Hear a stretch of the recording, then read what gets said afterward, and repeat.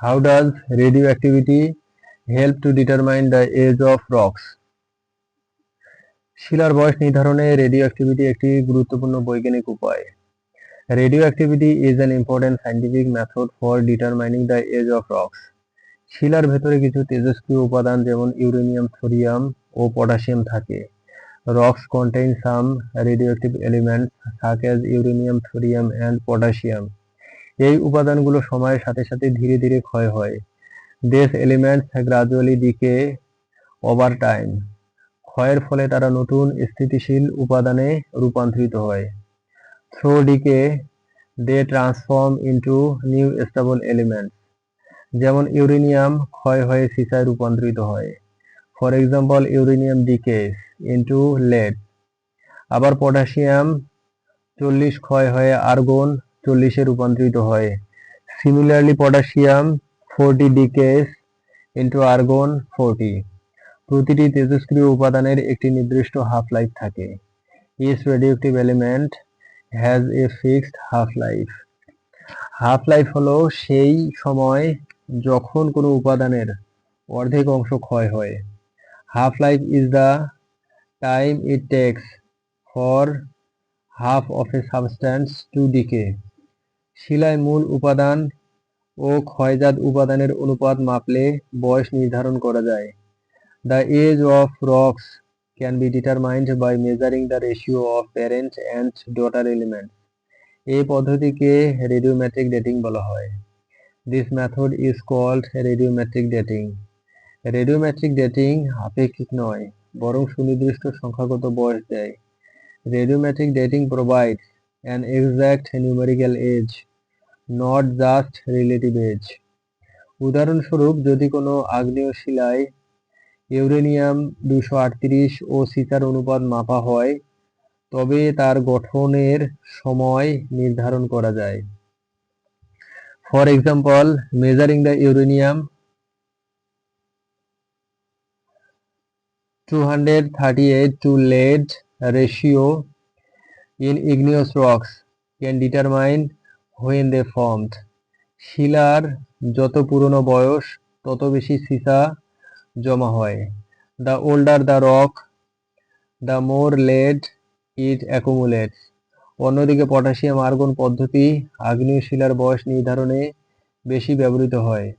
On the other hand, the potassium argon method is often used to date volcanic rocks. কারণ আগ্নেয় শিলা গঠনের সময় argon বেরিয়ে যায় এবং পরবর্তীতে ধীরে ধীরে জমা হয়। This is because argon escape during rock formation and then gradually accumulates. বিজ্ঞানীরা এই জমা আর্গনের পরিমাণ মেপে শিলার বয়স বের করেন। Scientists measure the accumulated argon to calculate the rock's age. জীবাশ্ম সমৃদ্ধ শিলার ক্ষেত্রে কার্বন 14 ডেটিং ব্যবহার করা হয়। In fossil rich rocks, carbon 14 dating is used. এটি বিশেষ করে জৈব পদার্থের বয়স নির্ধারণে কার্যকর। It is particularly effective for determining the age of organic materials. তবে কার্বন 14 কেবলমাত্র 50,000 বছরের মধ্যে কার্যকর। However, carbon 14 is only effective up to about 50,000 years. Crore crore বছরের শিলা নির্ধারণে ইউরেনিয়াম, সীসা বা পটাশিয়াম আর্গন ডেটিং ব্যবহার করা হয়। For rocks millions of years old, uranium, lead or potassium argon dating is used. একইভাবে রেডিওঅ্যাক্টিভ উপাদান শিলাকে একটি প্রাকৃতিক ঘড়ির মতো তথ্য দেয়। In this way, radioactive elements act like natural clocks within rocks. শিলার বয়স নির্ধারণে অন্য কোনো পদ্ধতি এতটা নির্ভুল নয়। No other method is as accurate for dating rocks. ভূতত্ত্ববিদরা রেডিওঅ্যাক্টিভিটি ব্যবহার করে পৃথিবীর ইতিহাস বোঝেন। Geologists use radioactivity to understand Earth history.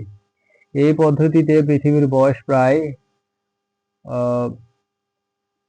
4.6 billion বছর নির্ধারণ করা হয়েছে।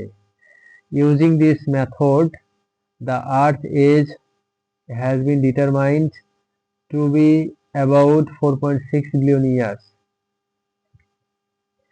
এছাড়াও চাঁদ ও উল্কাপিণ্ডের বয়স নির্ধারণেও এটি ব্যবহৃত হয়। It is also used to determine the ages of the moon and meteorites. Radio activity ছাড়া শিলার সঠিক সংখ্যা ভিত্তিক বয়স বলা যেত না। Without radioactivity, the exact numerical age of rocks could not be determined. কেবল আপেক্ষিক বয়স জানা যেত। Only relative ages could be known. তাই শিলার গঠন, বিবর্তন ও পৃথিবীর ইতিহাস বোঝার জন্য রেডিও অ্যাক্টিভিটি অপরিহার্য। Therefore, radioactivity is essential to understand rock formation, evolution and earth history. এভাবে প্রতিটি শিলা পৃথিবীর অতীতের একটি নথি বহন করে। In this way, every rock carries a record of Earth past. সারসংক্ষেপে বলা যায়, রেডিও অ্যাক্টিভিটি হলো শিলার বয়স নির্ধারণের সবচেয়ে নির্ভুল বৈজ্ঞানিক হাতিয়ার। In summary, radioactivity is the most precious scientific tool for determining the age of rocks.